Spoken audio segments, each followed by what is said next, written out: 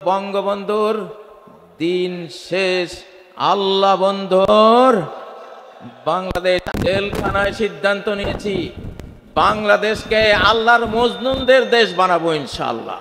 মাতৃমায়ার আঁচল ছিঁড়ে গেলাম খেলার মাঠে, কদিন পরে সে মাঠ ছেড়ে গেলাম বিদ্যাপীঠে। বিদ্যালয়ের দিন ফুরালে জড়ো হলাম প্রাতে, নয়ন জলে বুক ভাসিয়ে গেলাম যে যার পথে। আবার এলো জীবন জুড়ে যৌবন রাঙ্গিনী, মনে হলো এবার পেলাম আসল সঙ্গিনী। কোলের শিশু আসলো যখন মায়ার সুতোয় গেথে, আগের মতো সেই প্রীতি আর রইল না তার সাথে। পুত্র কন্যা নাতি পুতি জড়িয়ে মায়ার জালে, একে একে আসলো গেল সবই আমার কোলে। ভাই বেরাদার ভক্ত প্রেমিক, ভাই বেরাদার বন্ধু স্বজন ভক্ত প্রেমিক মেলা, ধীরে ধীরে ফুরিয়ে এলো জীবন সাজের বেলা। একলা ঘরে একলা খাটে জীবন শেষে এসে, জীর্ণ দেহে পড়ে আছি চোখের জলে ভেসে। আসলো না কেউ থাকলো না কেউ পারাপারের ঘাটে, জীবন সাথী মরণ সাথী আল্লাহ রলেন সাথে।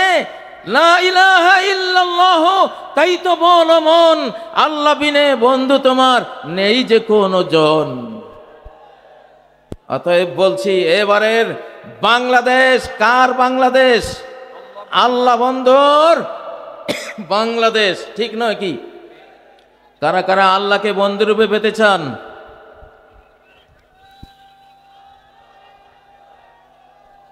আল্লাহু আকবার, নারায়ে তাকবীর, আল্লাহু আকবার।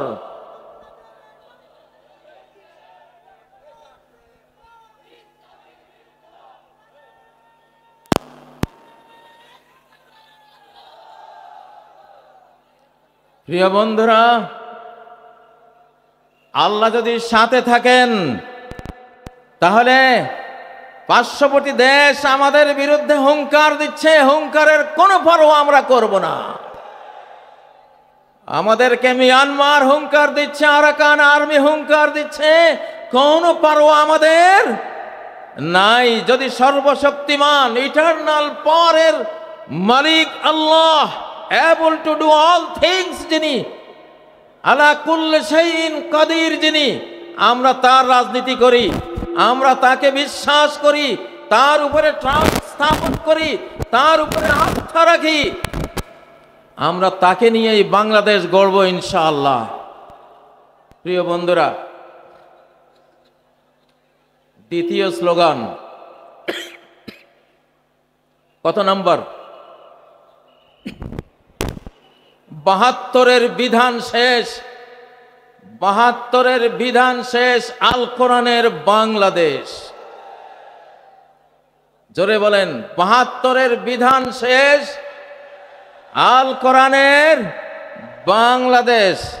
আমরা 72-এর বিধান দেখেছি, বিগত 17 বছর নিষ্পেষিত হয়েছি, নির্যাতনের স্টিম রোলার আমাদের উপর চালানো হয়েছে 72 বিধানের অজুহাত দেখিয়ে, ঠিক নয় কি? কারা কারা 72-এর বিধান চান? ভুলেও কেউ হাত তুললো না, মাশাআল্লাহ। আমরা কি চাই? 72-এর বিধান শেষ, আল কোরআনের বাংলাদেশ ইনশাআল্লাহ। এবার ধীরে ধীরে আমরা কোরআনের দিকে এগিয়ে যাব। আমরা বলছি না 1 বছরেই গোটা কোরআন নিয়ে আসব। কোরআন নাজিল হয়েছে 23 বছরে, ঠিক নয় কি? একটু একটু করে কোরআন পৃথিবীতে এসেছে, আমরাও একটু একটু করে কোরআন নিতে থাকবো ইনশাআল্লাহ। রাজি আছেন? ডক্টর ইউনূস সাহেব, ওয়াকারুজ্জামান সাহেব, যারা রাজনীতি করছেন, সবার প্রতি এই মাহফিল থেকে আমরা দাবি দিলাম, আমাদের 7 জানুয়ারি যে সংবিধানের রিপোর্ট পেশ করা হবে, সেই রিপোর্ট কোরআনের সাথে মিলতে হবে একেবারে অক্ষরে অক্ষরে। যদি কোরআনের সাথে কোনো একটি ধারা উপধারা যদি বিরোধ তৈরি করে, আমরা সেই সংবিধান ছুঁড়ে ফেলে দেব ইনশাআল্লাহ। আল্লাহু আকবার। এখানে যারা ইসলামী দল করেন তারা তো আছেন, ধর্মপ্রাণ যারা আছেন তারা আছেন, আমি জিয়ার বিএনপির যারা আছেন তাদেরকে বলছি, আপনারা জিয়াকে ভুলে গেছেন, জিয়ার রাজনীতি অনেকেই ভুলে গেছেন। যদি বিএনপি হতে চান তাহলে আপনাদের বাড়িতে আলু ভর্তা আর ডাল ভাত খাওয়ার রেওয়াজ আমরা দেখতে চাই। যদি বিএনপি হতে চান ছেঁড়া গেঞ্জি আপনাদের গায়ে আমরা দেখতে চাই। যদি বিএনপি হতে চান তাহলে 7ই নভেম্বর জাতীয় সংহতি দিবস, জয় বাংলা স্রোতের, জয় বাংলার নাফাক স্লোগানে 71 থেকে 75 পর্যন্ত নারায়ে তাকবীর স্লোগান বন্ধ হয়ে গিয়েছিল। নারায়ে তাকবীর স্লোগান বাংলার আকাশে বাতাসে ধ্বনিত হতে পারেনি, কারণ জয় বাংলা হলো ভারতের স্লোগান। বাংলা বললে বাংলাদেশ বুঝায় না, বাংলা বললে বাংলাদেশ বুঝায় না, এটার ভিতরে ভারতও ঢুকে যায়, ঠিক নয় কি? পশ্চিম বাংলাকে ভিতরে আনার জন্য এবং পশ্চিম বাংলার টানে পূর্ব বাংলা অর্থাৎ বাংলাদেশ দখলের জন্য স্লোগান তৈরি করা হয়েছিল জয় বাংলা। সেই জয় বাংলা একটা শিরিকি স্লোগান। আমার লক্ষ্মীপুর জেলার বশিকপুর গ্রামের 12 বছরের ছেলে, লালবাগ মাদ্রাসার ছাত্র মৌলানা আব্দুল জব্বার সাহেবের ছেলে, ছোট্ট শিশু, মুক্তিবাহিনী, ওই সময়ের কিছু মুক্তিবাহিনী যারা ভারতের দালালি করত, সবাই না, সবার কথা বলছি না, ওই দালালগুলো বলল এই ছেলে এইদিকে আয়, জয় বাংলা স্লোগান দেশে বলল আমি দেব না। এটা শিরিক। কেন শিরিক? উহুদ যুদ্ধের সময় আবু সুফিয়ান নবীজির আর সাহাবীদের আপাত পরাজয় দেখে বলছিল উলু হুবাল, আয় জয় হুবাল। উলু হুবাল মানে কি? হুবাল তাদের মূর্তি, আর উলু মানে জয়, জয় হুবাল। এই জয় কথাটা উলুর বাংলা। উলু, ওরা উলু দেয় না, উলু দেয় না, এই উলু থেকে উলু দেয়, ওটা মূর্তি পূজা। জয় হুবাল বলেছিল আবু সুফিয়ান। ওমর বললেন ইয়া রাসূলুল্লাহ আমরা কি বলবো? নবীজি বললেন তোমরা বলো আল্লাহু আলা ওয়াজাল। তো সেই উলু হুবালেরই অনুবাদ করে জয়, জয়ের সাথে যুক্ত হলো বাংলা জয় বাংলা, একটা শিরকি স্লোগান, ঠিক নয় কি? এই জন্যই আজকে ঘোষণা দিলাম জয় বাংলার দিন শেষ, নারায়ে তাকবীরের বাংলাদেশ। আমি বিএনপিকে বলতে চাই, আপনাদের জিয়া আপনারা জানেন না অনেকেই, আপনাদের জিয়া 7ই নভেম্বর এই স্লোগান 71-এর পরে নতুন করে এই বাংলাদেশকে উপহার দিয়েছিল। অতএব বিএনপিরও স্লোগান হবে নারায়ে তাকবীর, আল্লাহু আকবার, ঠিক নয় কি? আজকে বিএনপির অনেক নেতারাই ইনশাআল্লাহ এইবারে 4 নম্বর স্লোগান, এইবারে কত নম্বর? 4 নম্বর স্লোগান, নোটিবাইজির দিন শেষ, বোরকাওয়ালির বাংলাদেশ।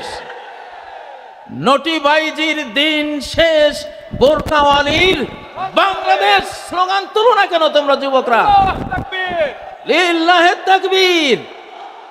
আবার বলছি, এখান থেকে বলো না, নোটিবাইজির দিন শেষ, বোরকাওয়ালির বাংলাদেশ। নোটিবাইজির দিন শেষ, নোটিবাইজির দিন শেষ, নারায়ে তাকবীর, আল্লাহু আকবার। শোনো প্রিয় শ্রোতা মণ্ডলী, এই যে বোরকাওয়ালির বাংলাদেশ, আসলে রাষ্ট্র তৈরি হয় নারী পুরুষের বন্ধন থেকে। নারী পুরুষের বৈধ বন্ধন, পরিবার প্রথা, পরিবার দ্বারা নারী পুরুষ একত্রিত হয়, 5-7টা মানব শিশু নিয়ে পরিবার তৈরি হয়, কতকটা পরিবার নিয়ে একটা বাড়ি তৈরি হয়, কতগুলো বাড়ি নিয়ে একটা গ্রাম তৈরি হয়, কতগুলো গ্রাম নিয়ে একটা ইউনিয়ন তৈরি হয়, কতগুলো ইউনিয়ন নিয়ে কি তৈরি হয়? একটা উপজেলা তৈরি হয়, কতগুলো উপজেলা নিয়ে একটা জেলা তৈরি হয়, কতগুলো জেলা নিয়ে একটা বিভাগ তৈরি হয়, কতগুলো বিভাগ নিয়ে একটা দেশ তৈরি হয় শুরুটা কোত্থেকে হলো? ওই যে নরনারী থেকে। কোত্থেকে?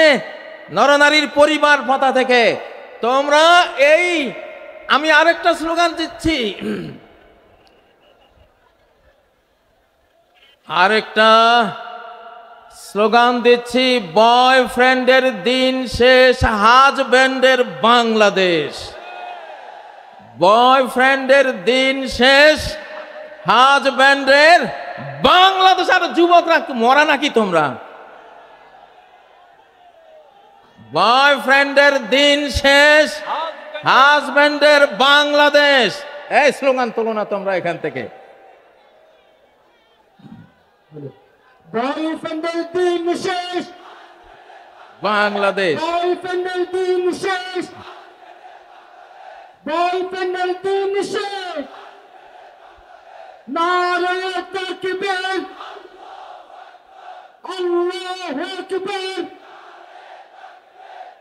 আমাদের বিগত এক ফ্যাসিবাদী মুদিকে বয়ফ্রেন্ড বানিয়েছিল। আস্তাগফিরুল্লাহ। এইটা মানে সেইটা, বয়ফ্রেন্ডের দিন শেষ। বয়ফ্রেন্ডকে, এক নম্বর বয়ফ্রেন্ডকে আমি নাম নেওয়ার দরকার নেই আর, বুঝছো তো তোমরা? বুঝছো তো তোমরা? বয়ফ্রেন্ডের দিন শেষ, হাজব্যান্ডের বাংলাদেশ।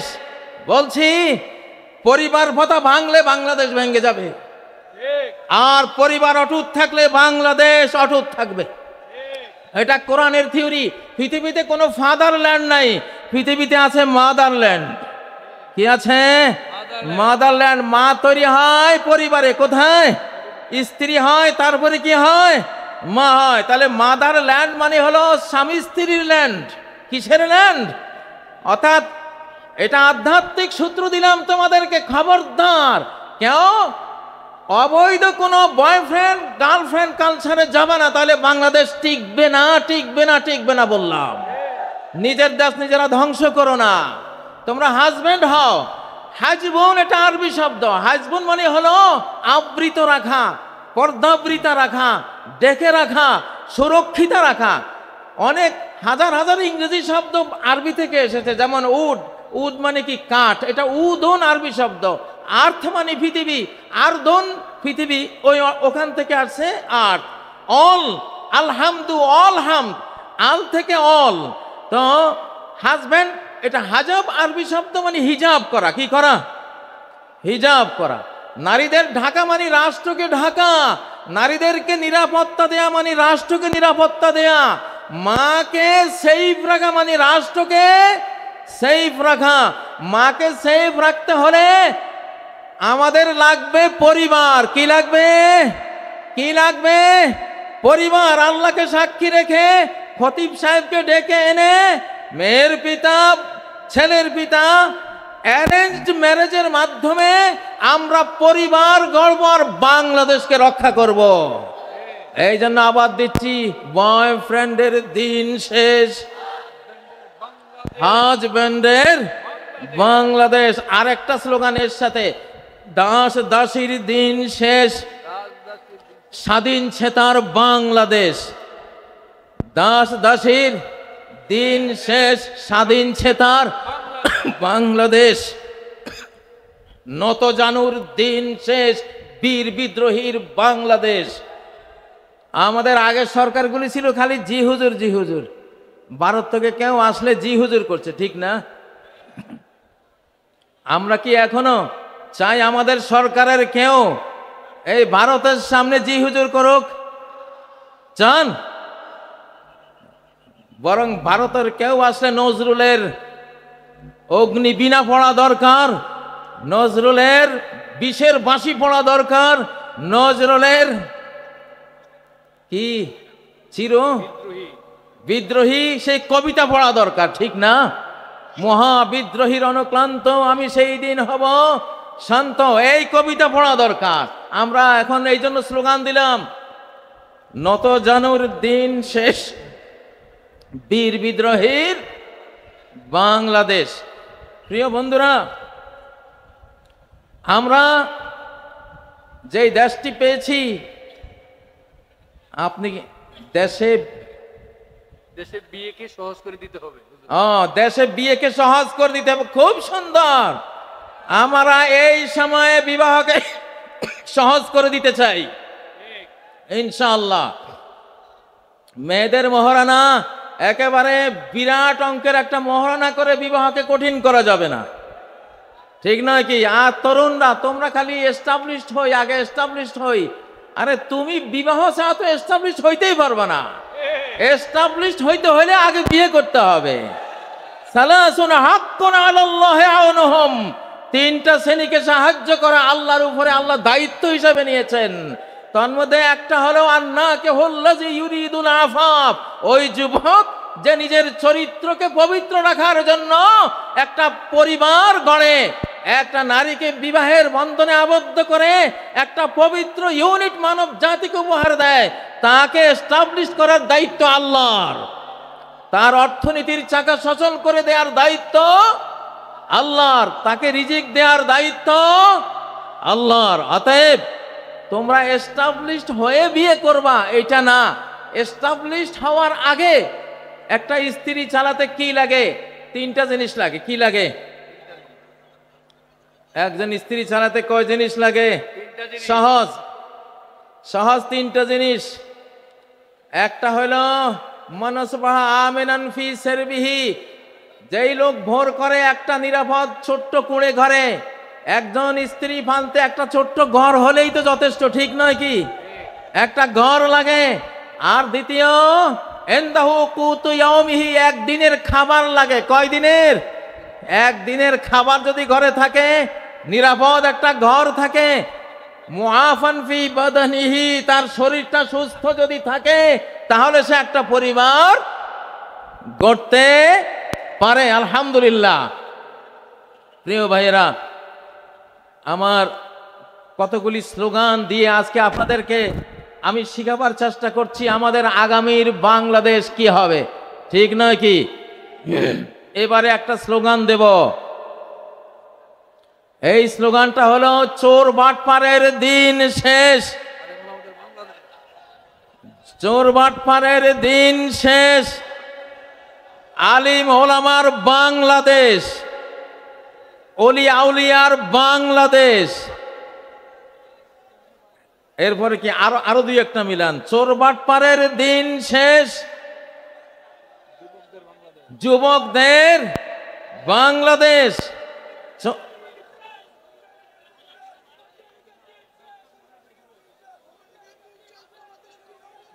হ্যাঁ, ঠিক আছে ইনশাআল্লাহ। আমি একটা ঘোষণা দেব। আমি এই জামাতে ইসলামী আর ছাত্র শিবিরকে আমি নাম দিয়েছি বাংলাদেশের ফিনান্সিয়াল অলি আউলিয়া।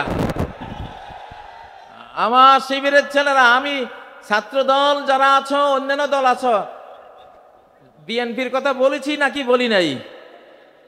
প্রেসিডেন্ট জিয়ার সাথে আমি 3 দিন কাটিয়েছিলাম হেজবুল বাহার সফরে। 11 তলা যে জাহাজটা ছিল চিটাগাং, এখানে এসেছিলাম 1981 সালের 19, 20, 21 জানুয়ারি। প্রেসিডেন্ট জিয়া সারা বাংলাদেশে যারা বোর্ড পরীক্ষায় ফার্স্ট, সেকেন্ড, থার্ড অর্থাৎ মেধা তালিকায় নাম ছিল, এদেরকে দাওয়াত দিয়েছিলেন। আমি তখন ফাজিল ডিগ্রি পরীক্ষায় আমি ফার্স্ট ক্লাস ফার্স্ট ছিলাম লক্ষ্মীপুর থেকে। তো আমি জিয়াকে দেখেছি, জিয়া কতটা আলিম ওলামাদেরকে ভালোবাসতেন। হেজবুল বাহারে প্রথম যে বৈঠকটা উনি করেছিলেন, প্রথম বৈঠকে প্রেসিডেন্ট জিয়া বলেছিলেন, আমার মৌলভী সাহেব থেকে ঠান্ডা হয়ে পৃথিবী হলো, অগ্নিপিণ্ড কোত্থেকে আসলো? তিনি বলেন যে এটার জবাব বিজ্ঞানীরা দিতে পারে নাই, এটার জবাব দিয়েছে আমার মৌলভী সাহেবরা। জিয়া বলতেছে, মৌলভী সাহেবরা আপনারা কি উত্তর দিয়েছিলেন? আমি দাঁড়িয়েছিলাম যে আমরা উত্তর দিয়েছিলাম খালাকাস সামাওয়াতি ওয়াল আরদ, আসমান জমিন কে সৃষ্টি করেছেন?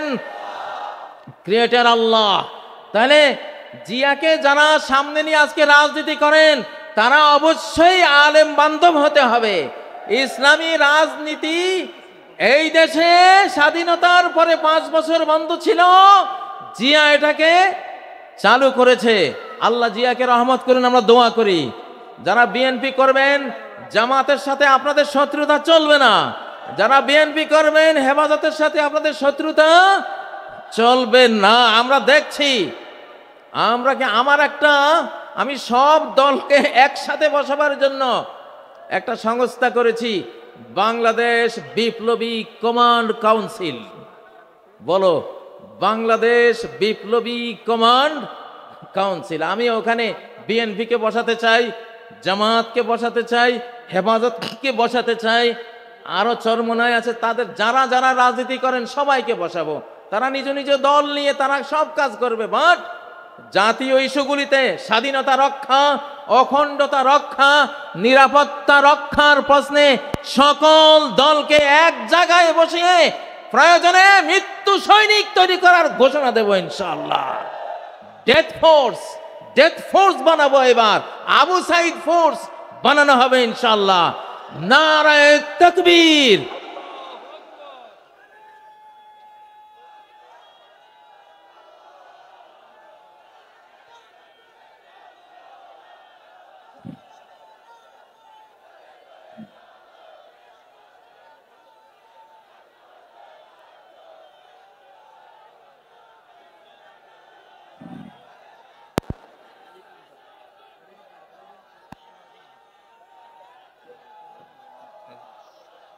এখান থেকে একটা স্লোগান দাও না, তাকবীর দাও।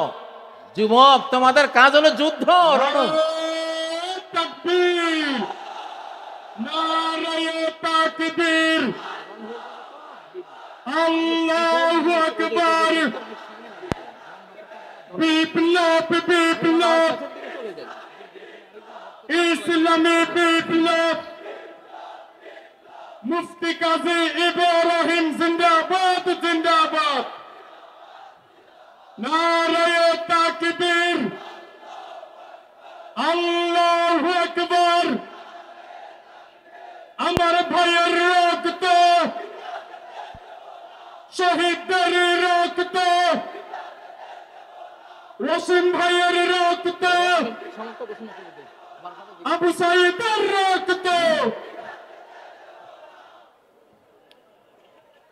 আজকের এই জনসমুদ্রকে বলছি, ইনশাআল্লাহ আগামী বাংলাদেশ বিশ্বের 1 নম্বর একটা দেশ আমরা বানাতে চাই। সেই জন্য আমাদের 2টা বিপ্লব লাগবে। কয়টা?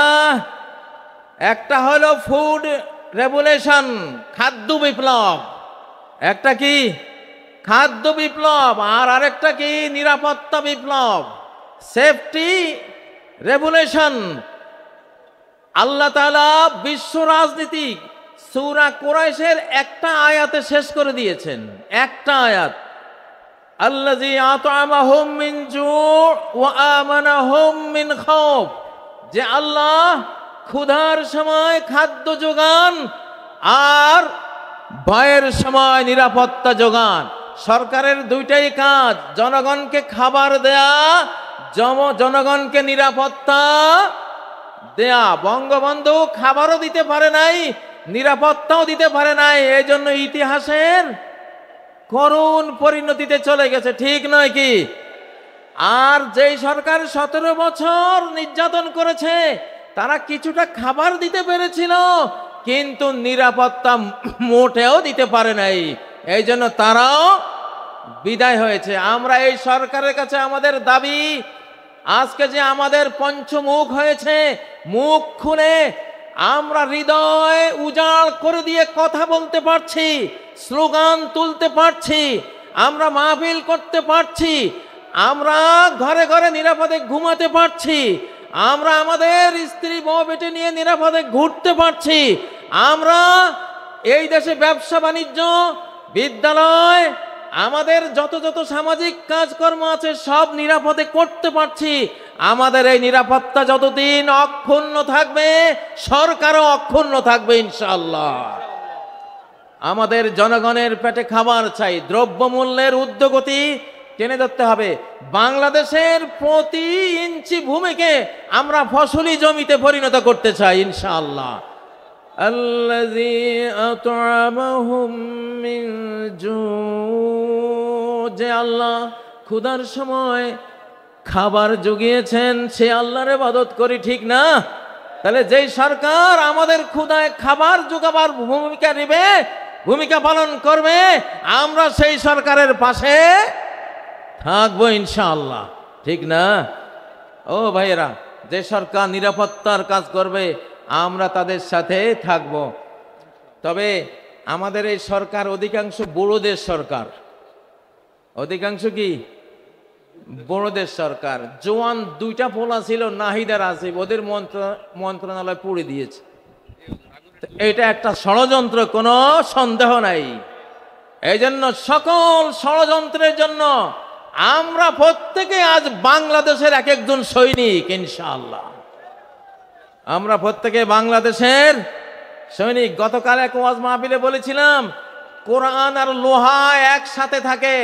নবীজির কোরআনও ছিল, লোহাও ছিল। লোহা মানি তলোয়ার, লোহা মানি বল্লম, লোহা মানি তীর, লোহা মানি লোহার বর্ম, লোহা মানি হেলমেট, লোহা মানি ঢাল। নবীজির কোরআনও ছিল, লোহাও ছিল। সাহাবীদের কোরআনও ছিল, লোহাও ছিল। এই জন্য তারা কোরআন দিয়ে হেদায়েত করেছে, যে হেদায়েত কবুল করেনি লোহা দিয়ে তাকে ঠান্ডা করে দিয়েছে। ঠিক নয় কি? এখন আমাদের অবস্থা কি? সরকারের কাছে লোহা আছে, কোরআন নাই। আলেম ওলামা পাবলিকের কাছে কোরআন আছে, লোহা নাই। আমরা দুইটার সমন্বয় করব ইনশাআল্লাহ। আমরা কি করব? দুইটার সমন্বয় করব। সরকারকে দাবি তুলছি, সরকার আমাদেরকে ট্রেনিং দিবে, অস্ত্র দিবে, লোহা দেবে। আমাদের কোরআন আছে, আমাদের লোহা চাই। সরকারের লোহা আছে, সরকারের কোরআন চাই। দুটার সমন্বয় হলে এই বাংলাদেশের দিকে চোখ তুলে তাকাবার কোনো মানুষ খুঁজে পাওয়া যাবে না ইনশাআল্লাহ। আমি গ্রেফতারির রাতের স্লোগানটি আবার দিচ্ছি, র মুক্ত বাংলাদেশ জিন্দাবাদ জিন্দাবাদ। বলো, র মুক্ত বাংলাদেশ জিন্দাবাদ জিন্দাবাদ। এই স্লোগানটা দরকার আছে না নাই? এখনো লাখ লাখ সাবটিওর কিন্তু ঘাপটি মেরে বসে আছে, আছে না? একজনও থাকতে দেব না ইনশাআল্লাহ। সবাইকে একেবারে ছক্কা মেরে সীমানার ওপারে মাথার উপর দিকে উড়িয়ে। ঠিক নয় কি? কারা কারা রাজি আছো? র মুক্ত বাংলাদেশ, স্বাধীন সমৃদ্ধ নিরাপদ বাংলাদেশ, নিরাপদ বাংলাদেশ ইনশাআল্লাহ। প্রিয় তরুণরা, আল্লাহ তাআলা এই বাংলাদেশ আমাদের হাতে দিয়েছেন ইনশাআল্লাহ। বাংলাদেশের মাথায়, জনগণের মাথায় বিপুল বুদ্ধি, আলহামদুলিল্লাহ, অনেক জ্ঞান। তোমরা কি লিটল ড্রাগনের নাম শুনেছ? তরুণরা, লিটল ড্রাগন কাকে বলে? লিটল মানে ছোট্ট ড্রাগন, এম এম আলম নাম শুনেছ?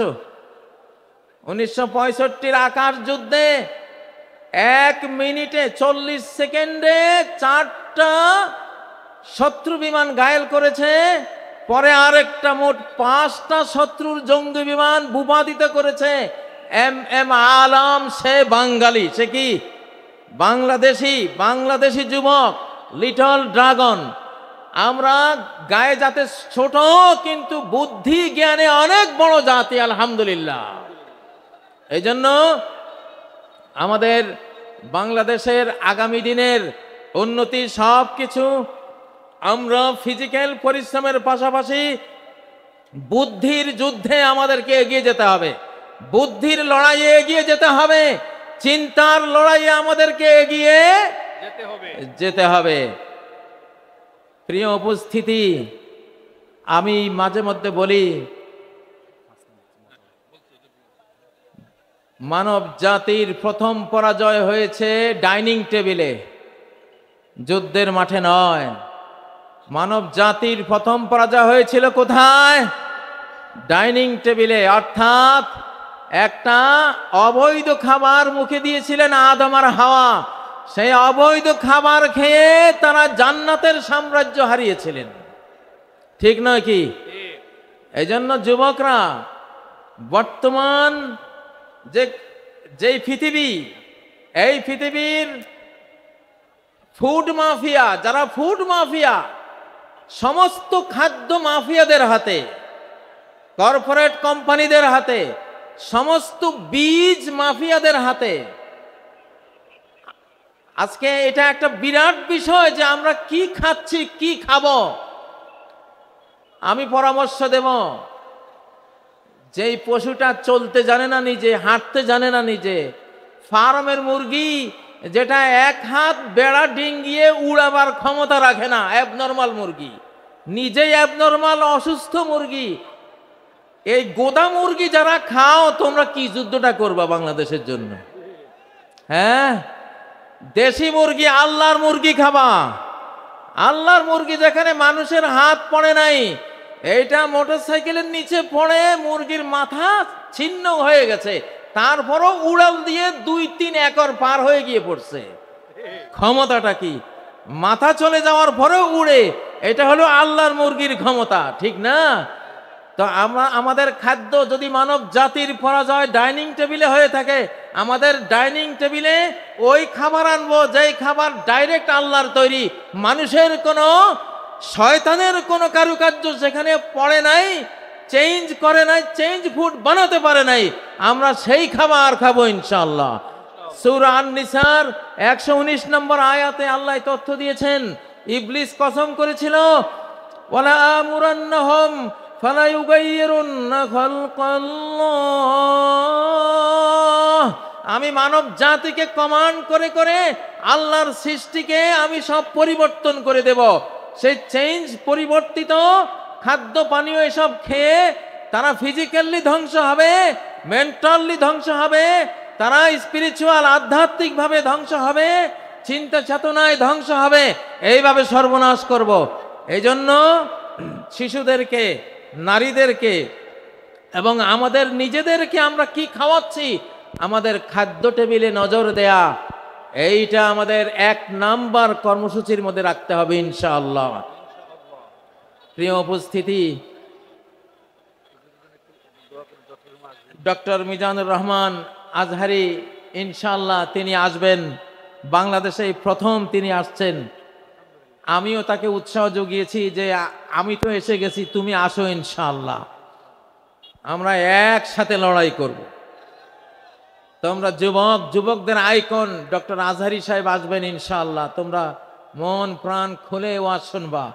এখন আমরা তো 60 পার হয়ে গেছি, এখন পৃথিবীটা আমাদের না, পৃথিবীটা তোমাদের। তোমাদের সৌভাগ্য যে আন্দোলন সফল করতে হলে নবীনদের আবেগ উচ্ছ্বাসের সাথে প্রবীণদের অভিজ্ঞতা, এক্সপেরিয়েন্স সংযুক্ত হতে হয়। সেজন্য আমরা যারা প্রবীণ, আমরা তোমাদের সাথে থাকবো ইনশাআল্লাহ।